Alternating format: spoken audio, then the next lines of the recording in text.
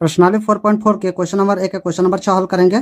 तो question number 1 में कह रहा है निम्न द्विघात समीकरणों के मूलों की प्रकृति ज्ञात कीजिए, है ना। यदि मूलों का अस्तित्व हो तो उन्हें ज्ञात कीजिए। तो ये जो समीकरण दिया हुआ है इसका प्रकृति ज्ञात करना है ना, और कह रहा है मूलों का अस्तित्व हो तो उन्हें ज्ञात कीजिए, है ना। तो मूलों का अस्तित्व कैसे होता है, कब होता है, कैसे पता चलेगा हमें, तो चलिए देख लेते हैं। तो ये बुक में भी दिया है, बुक में भी देख सकते हैं ना। यहाँ पर कह रहा है, यहाँ 1 नंबर में कह रहा है दो भिन्न वास्तविक मूल होते हैं, है ना। यदि बी स्क्वायर माइनस 4ac बड़ा होता है 0 से, है ना।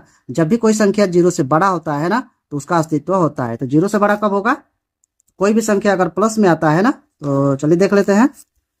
तो कोई भी संख्या अगर प्लस में आता है, ठीक है, जैसे कि 1 है ना, और 2 3 है ना, यानी कि जिसमें माइनस नहीं लगा रहेगा वो प्लस में होता है ना। तो प्लस में आता है तो क्या होगा, मूलों का अस्तित्व होगा, है ना। यानी 0 से वो बड़ा रहता है ना। 0 क्या हो जाएगा, यहाँ पर छोटा होगा और ए हो जाएगा बड़ा, ठीक है। और 2 नंबर में कह रहा है दो बराबर मूल होते हैं, है ना। यानी कि जो यहाँ पर बी स्क्वायर माइनस 4ac का मान निकलेगा, है ना, उसका मान अगर 0 आ जाता है तो दोनों बराबर हो जाएगा, है ना। तो दोनों बराबर हो जाएगा तो क्या हो जाएगा, मूलों का अस्तित्व होगा, है ना। तो 3 नंबर में कह रहा है कोई वास्तविक मूल नहीं होते यदि बी स्क्वायर माइनस 4ac छोटा होता है 0 से, है ना।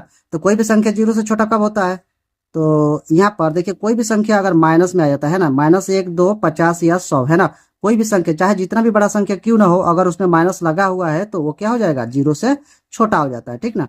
तो यहाँ पर क्या हो जाएगा, 0 बड़ा हो जाएगा और ये सब संख्याएं क्या हो जाएगी, 0 से छोटा, है ना। तो इस कंडीशन में क्या होगा, मूलों का अस्तित्व नहीं होगा, है ना। तो चलिए क्वेश्चन को हल करते हैं। तो लिखेंगे, यहाँ पर दिया है ना, द्विघात समीकरण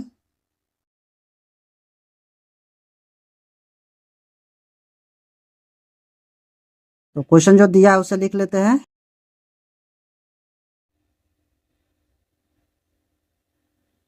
है ना। यहाँ पर लिखेंगे, हमें मानना होगा ए बी और सी, है ना। यहाँ पर ए का मान क्या होता है, एक्स स्क्वायर का गुणांक होता है। एक्स स्क्वायर का गुणांक क्या है, यहाँ पर एक छुपा हुआ है, यहाँ पर लिखेंगे एक, है ना। यहाँ पर कुछ भी नहीं है यानी कि एक है ना। और बी का मान हो जाता है एक्स का गुणांक। एक्स का गुणांक क्या है, यहाँ पर कुछ भी नहीं है यानी कि एक छुपा हुआ है, ठीक ना। यहाँ पर लिखेंगे एक, है ना। और सी का मान हो जाता है अचर पद यानी कि लास्ट वाला, है ना। लास्ट वाला दिया है एक, यहाँ पर लिखेंगे इसलिए डी बराबर बी स्क्वायर माइनस 4ac, है ना। तो यहाँ पर बी का मान कितना है, एक है, तो एक का स्क्वायर करेंगे, है ना। और -4 गुणे कितना है, यहाँ पर ए का मान एक है और सी का मान कितना है, एक है। यहाँ पर एक का स्क्वायर करेंगे तो एक ही होगा, माइनस यहाँ पर 4 एकम 4 और 4 एकम 4 कितना हो जाएगा, यहाँ पर 4 ही होगा।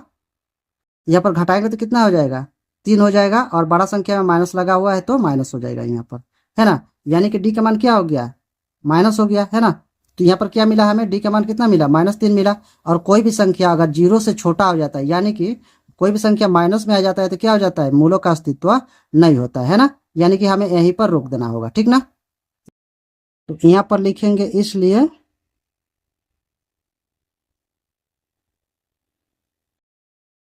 वास्तविक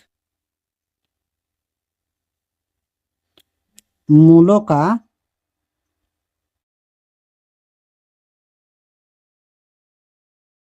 अस्तित्व नहीं